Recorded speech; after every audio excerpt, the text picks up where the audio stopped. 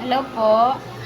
Ngayon naman po ay manood tayo gagawa naman tayo ng slit ng palda.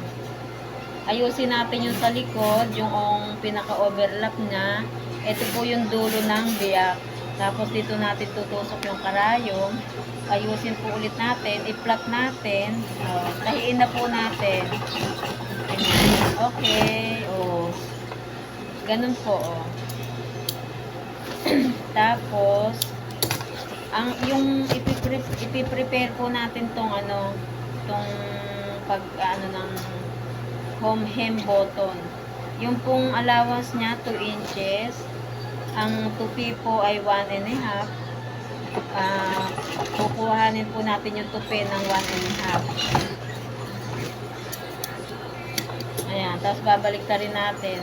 Ayan, ganyan na po siya, nakaporma po ang tapos mamarkingan natin tong kabiyak ng marking sa tupi. Tapos ito po, yung in-edging natin, medyo itutupi po natin ng kapantay ng edging.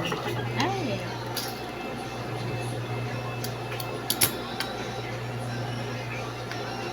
Yan. Nahuhugot po yung ating silolo doon. Yan, tutupi po natin na nakatago yung edging. 1/4 lang. Yan, ganito po. Tapos na po ang ating slit ng skirt. Palda. Ayan na. Okay, bye-bye.